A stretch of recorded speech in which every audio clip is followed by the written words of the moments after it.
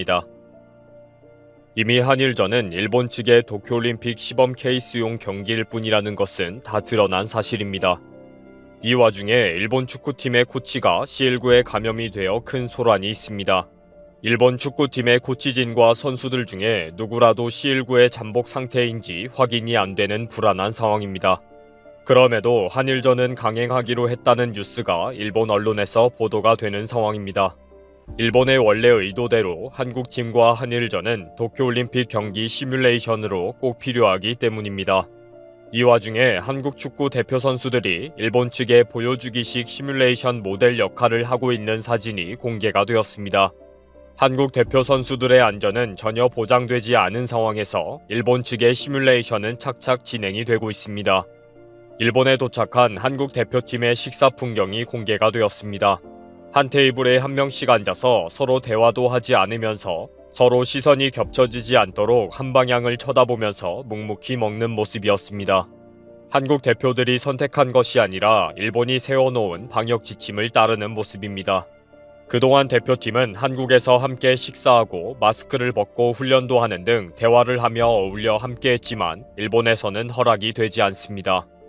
일본은 도쿄올림픽에 출전하는 해외 선수들을 통제하고 관리하는 시뮬레이션을 이번 경기를 통해서 하는 것이기 때문에 이번 사진처럼 식사를 하도록 통제하는 것입니다. 도쿄올림픽에서 한 종목에 참가하는 여러 나라의 선수들이 식사를 하더라도 사회적 거리를 유지하면서 묵묵히 식사하는 모델을 시뮬레이션 하는 것입니다. 이런 광경을 보게 된 일본 네티즌들은 뭘 그렇게까지 하느냐, 앉아있는 것도 아무런 가치도 없다 라며 비웃기도 하고 한국 선수들도 오고 싶지도 않았을 것이고 기분 나쁘겠다. 도쿄올림픽 시뮬레이션이 아니다. 한국인이 화가 나 있으니 국내용으로 어필하는 모습이다. 이렇게 통제해줘도 C19 감염되면 일본 탓을 하고 손해배상 청구할 것이다 라는 반응을 보이고 있습니다. 지난 22일 한국 대표팀이 비닐장갑과 마스크와 페이스실드로 완전 무장한 상태로 입국했습니다. 일본에 도착한 한국 대표팀은 공항에서 C19 검사, 음성 판정이 나온 후 숙소로 이동 등의 절차를 밟는다고 공항을 나오는 데만 2시간이 걸렸습니다. 또 유럽에서 온 이강인과 정우영은 따로 격리가 되어서 C19 검사를 받았고 음성 판정을 받은 후에 합류했습니다. 첫날에는 1인 1실을 배정받았고 식사도 개인별로 혼자 방에서 하도록 조치를 했습니다. 이 역시 도쿄올림픽 시뮬레이션 차원에서 개인별로 식사하도록 지원하는 시스템을 시뮬레이션 하는 것입니다. 한국팀은 훈련을 하면서 마스크를 벗고 큰 소리를 치면서 상당히 격렬하게 운동을 하고 있기 때문에 비공개였는데도 불구하고 목소리가 밖으로 들려올 정도였습니다. 일본은 일본 타도의 열기가 느껴졌다고 전했습니다. 한국 대표팀의 입국과 손흥민 선수의 불참 소식은 일본 언론에 즉시 전달이 되었고 윤빛가람도 부상으로 빠졌다고 소개하고 있습니다. 벤투 감독은 오랫동안 평가전을 치르지 않았다면서 최정예 멤버로 테스트를 하겠다고 발표를 했습니다.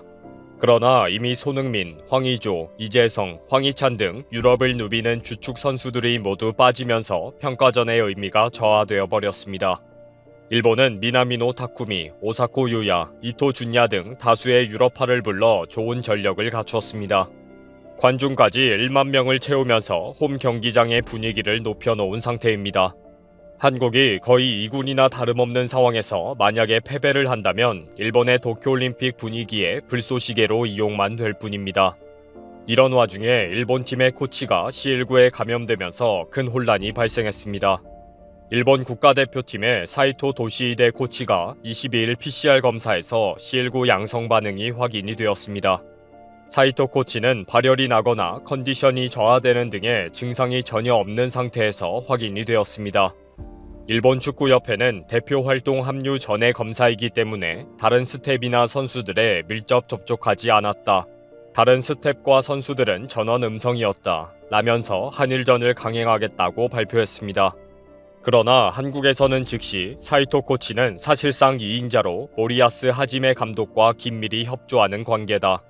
일찍부터 소집해서 한일전을 준비했는데 밀접 접촉자가 없다는 것은 믿을 수가 없다 라고 보도했습니다. 특히 C19는 잠복기가 2주간이나 하기 때문에 음성 결과를 확인하고도 2주 후에 양성 반응이 나온다. 일본 간바 오사카 소속 한국 대표팀의 주세중 선수도 소집 후에 대표팀에서 제외되는 사태가 있었다는 보도가 있었습니다. 일본 언론은 한국의 이런 보도에 대해 상세히 전하면서 일본에 대해 C19와 도쿄올림픽 등을 트집 잡던 한국 언론이 또 시비를 걸고 있다고 소개를 합니다. 사이토 코치뿐 아니라 일본 전역에 아직 C19가 확산되고 있는 상황입니다. 일본에서는 PCR 검사를 축소했는데도 불구하고 최근 일주일에 하루 평균 C19 감염자가 1,300여 명이나 계속 발생하고 있습니다. 또 스가가 도쿄올림픽을 위해서 비상사태를 해제하는 바람에 요코하마 닛산 경기장의 출입 관중수를 5,000명에서 1만 명으로 다시 늘리는 결정을 했습니다. 관중들은 경기장 입장 시에 체온을 측정하고 지정된 거리를 유지하면서 경기를 관람해야 합니다. 일본 언론은 내일로 다가온 한일전에 대한 관심이 높습니다. 충분히 이길 수 있다고 생각하기 때문입니다. 정말 이제는 한국을 이길 수가 없다 해서 항상 승리를 하는 라이벌이 된 일본 축구대표팀이라는 기사는 이제 한국팀은 우습게 이긴다고 큰 소리를 칩니다. 역사적으로는 항상 한국의 콤플렉스를 가지고 있었지만 1992년 8월 베이징에서 열린 다이너스티컵에서 한국을 이기면서 자신감을 가지게 되었다는 내용입니다. 또 한국 킬러 아사노 타쿠마 다시 한국을 침몰시킨다 라는 제목으로 일본의 자신감을 소개하고 있습니다. 아사노는 지난 2016년 아시아 선수권 결승 경기에서 한국팀을 상대로 역전골을 넣어서 승리를 이끈 주역이라는 것입니다. 일본은 그 추억 때문에 아사노가 다시 한국을 무릎 꿇게 한다 라는 주문을 외우고 있습니다. 또 일본에서는 이승우와 손흥민의 영상을 보여주면서 폭력적이다, 일본 선수는 조심해야 한다 라고 선동하는 SNS와 댓글들이 쏟아지고 있습니다. 또 한일전을 앞두고 한국 미디어가 패배를 상정하고 변명을 하기 시작했다 라는 비아냥거리는 기사도 나오고 있습니다. 한국 언론들이 이번에는 베스트 멤버가 아니라고 강조하기 시작했다는 것입니다. 이미 승리를 자신하는 일본과 달리 한국은 핑계를 대면서 도망치고 있다는 것입니다. 마지막으로 오늘은 절대 지지 말아라. 한일전은 전쟁이다. 개별적으로는 주먹 싸움도 했다. 라는 제목의 기사까지 나왔습니다. 한일전은 항상 전쟁처럼 임했다. 일부러 축구화의 스파이크에 금속재가 되어 있는 것을 선택했다. 복도에서 일부러 소리를 세게 내어서 일본 선수들을 불편하게 했다. 라는 홍명보 선수의 인터뷰를 소개합니다. 당시 일본 선수들도 정정당당하게 실력으로 이기지 않고 괴상한 금속음으로 신경을 거슬리게 하는 한국팀을 이해할 수가 없었다 라고 했다는 것입니다. 그리고 한일전에서는 한국 선수들이 심판이 보지 않을 때에는 주먹으로 구타를 했고 심판조차 일일이 휘슬을 불지 않았다고 소개합니다. 섬나라 일본에서 한국 대표 선수들이 고생하고 있습니다. 최선을 다해서 뛸 선수들의 의지는 강합니다. 그러나 도쿄올림픽을 위해 이용당하고 있는 시간들과 통제들을 생각하면 화가 납니다. 많은 선수들이 빠져서 제대로 된 평가전도 불가능한 상황에서 왜 이런 위험한 경기를 해야 할까요? 게다가 일본 측의 시뮬레이션에 이용당하면서까지 해야 하는 것이 이해가 되지 않네요. 한국인이 절대 참지 못하는 것이 있습니다. 한글의 아버지 세종대왕과 구국의 영웅 이순신 장군을 건드리는 사람이 있다면 한국인들은 지구 끝까지 쫓아가서라도 그에게 응징을 가할 테죠. 그런데 아이러니하게도 한국 내에서 세종대왕과 이순신 장군 모두를 건드리는 인물이 드러나 논란을 일으키고 있습니다. 현재까지 겨우 2회분밖에 방영되지 않았지만 역대급 역사 왜곡 논란을 일으키며 한국인들을 분노하게 만드는 드라마 조선구마사가 바로 그것인데요. 해당 드라마에서 논란을 일으키는 역사 왜곡 장면을 간략하게 정리하면 다음과 같습니다. 작중 묘사된 조선 왕궁의 내부는 온통 빨갛고 화려하게 치장되어 중국풍 인테리어로 꾸며져 있습니다. 또한 고려 말기 왜구의 침입으로 수많은 백성들이 굶어 죽고 있을 때 관청의 쌀을 내어 백성들을 보살폈던 영웅 최영 장군에 대해서도 역사 왜곡이 벌어지고 있는데요. 최영 장군은 이성계에 의해 참수된 후 이 소식을 들은 개성 사람들이 모두 통곡하며 슬퍼했을 정도로 수많은 백성들의 사랑을 받았던 위인입니다. 하지만 이 드라마 내에서는 최영 장군에 대해 최영이 충신이라면 충신은 다 얼어죽어 자빠졌나 라며 그를 깎아내리는 장면이 삽입되어 있죠. 또한 왕자의 난으로 수많은 피를 흘린 태종은 단지 환각을 보고 미쳐 무고한 백성도 도륙한 미친 왕으로 묘사되고 있습니다. 작중 등장한 무녀가 입고 있는 복장은 마치 중국의 무녀 복장을 그대로 따라한 것처럼 보이는데요. 과거 수많은 한국인들의 사랑을 받았던 드라마 해를 품은 달에서 가장 훌륭한 무녀 복장의 고증을 보여줬음에도 이렇게 좋은 모범 선례는 철저히 무시하고 오직 중국의 전통 의상을 그대로 카피해버렸죠. 그녀가 등장한 기생집은 특히 중국의 전통 과자인 월병, 중국식 젓가락, 중국식 왕만두, 중국식 전통주, 중국식 오리알 요리 피단 등 각종 중국 요리로 가득 차 있으며 기생집의 인테리어 역시 빼박 중국풍입니다. 조선 구마사의 OST는 중국의 대표적인 현악기, 고금과 고쟁어로 연주되고 있으며 작중 세종대왕, 충녕대군이 사용하는 칼도 중국검입니다. 심지어 충녕대군은 기생집에서 서역 신부를 접대하며 술을 따라주기도 합니다. 절대 건드리지 말아야 했을 영역을 건드린 것인데요. 아니나 다를까 네티즌들의 분노에 찬 움직임이 시작되고 있습니다. 한국의 네티즌들은 드라마에 출연한 배우들의 SNS에 몰려가 좋게 봤던 배우들인데 매국하는 모습을 보아 안타깝다 라는 댓글을 잇따라 달고 있으며 드라마의 방송사 게시판에도 가 항의글을 남기고 있습니다. 이렇게 고증을 개나 줘버릴 것이라면 차라리 우리 집 식탁에서 촬영해라 라는 비꼬는 글도 서슴지 않게 작성되고 있습니다. 전주시 종친에도 드라마 제작사를 향해 아무리 실존 인물의 허구적 상상력을 더했다고는 하지만 이것은 도저히 용납될 수 있는 수준을 넘어섰다 라며 공식적인 항의 절차를 밟겠다는 입장을 밝혔습니다. 이에 드라마 제작사 측에서는 뒤늦게서야 입장문을 밝히며 대본을 수정하겠다는 용의를 발표했는데요. 입장문마저도 네티즌들 사이에서 큰 비판을 받고 있습니다. 그간 실존 인물을 활용한 사극이 나오면 허구와 사실에 대한 논란은 늘 있어왔기 때문에 이것이 특별한 이슈가 될 것은 생각하지 못했다고 합니다. 또한 작중 곳곳에서 드러나는 중국풍 문제는 작중 배경이 명나라와의 국경에서 벌어진 것이기 때문에 그것을 위한 고증을 챙긴 것이라고 밝혔죠. 하지만 이 역시 네티즌들에 의해 바로 반박당하고 말았습니다. 작중 등장하는 의주 지역은 당시 명나라의 국경이었던 적이 없었습니다. 오히려 당시 이 인근 지역은 여진족들의 습격이 빈번하여 조선과 명의 외교 과정 중 피해가는 장소였기 때문인데요. 만일 작중 인물들이 육로가 아닌 백기를 선택했다면 이것은 훌륭한 역사 고증이 됐을 수도 있었겠지만 사실상 여진족이 위협 아래 있었던 지역을 마치 명나라의 영향력 아래 관리되고 있던 국경 외교 지역이었다는 듯 묘사하는 것은 그것 자체만으로도 중화주의 사상을 나타낸다 할 수 있겠습니다. 그리고 실제로 이 영화를 본 중국 네티즌들 역시 중화 사상의 끝을 달리고 있습니다. 안 그래도 요즘 민감한 시기인데 한국의 드라마가 되려 중국의 동북공정에 장작을 주고 있는 셈인데요. 다음은 현재 중국의 인터넷에 돌고 있는 자료입니다.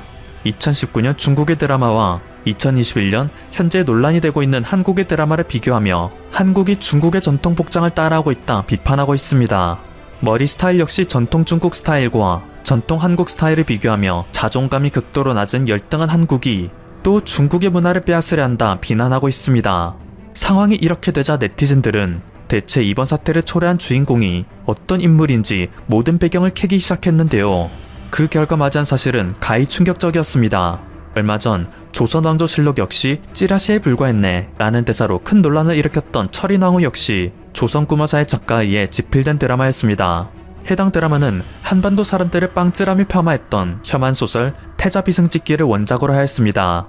참고로 제 채널에서도 이 드라마에 대한 영상을 올렸으나 노딱이 붙더니 결국 삭제 처리되고 말았죠. 아무튼 이 작가는 현재 중국 콘텐츠 제작사 자핑픽처스와 집필 계약을 체결하여 활동을 하고 있습니다.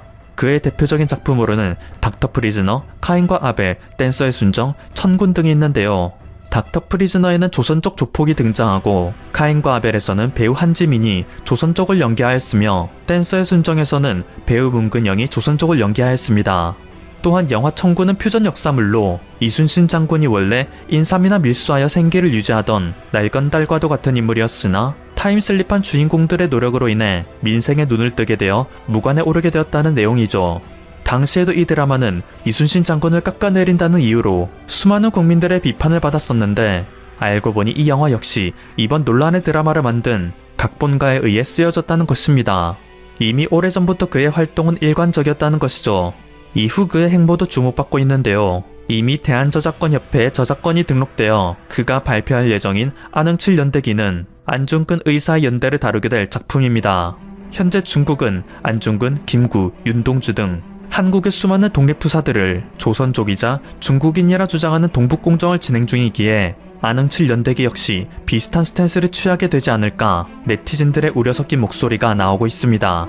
세종대왕, 이순신 장군, 독립운동가 이렇게 세 박자가 맞아떨어지자 한국인들은 참을 수 없는 분노를 터뜨리고 있고 여태까지 보지 못했던 불매운동이 시작되는 것입니다.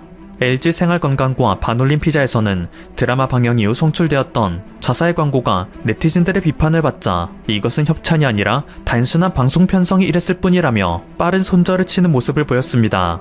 에이스 침대, 코지마, 블랙야크에서는 문제가 된 프로그램의 이슈사항을 인지하여 조속히 광고 중단 조치에 들어갈 것이라 공지를 남겼습니다. 해당 드라마의 내용과 각자의 회사는 어떠한 관계가 없으며 광고로 줌에 있어 신중하지 못했던 점 국민들께 사과드린다 덧붙였습니다. 삼성전자 역시 해당 드라마의 제작 협찬 및 스폰서십과는 전혀 무관하며 이후 회차부터는 광고가 동시간대에 방송되지 않도록 전격 중지하고 재방송 및 2차 판권에도 삼성의 광고가 절대로 노출되지 않도록 원천 차단하겠다 강경 입장을 발표했습니다. 이외에도 바디프렌드, 하이트진로, CJ제일제당, KT 등 수많은 회사들이 이 드라마를 손절하는 행보를 보이고 있는데요. 이것은 드라마 제작에 큰 타격을 가져올 수밖에 없습니다.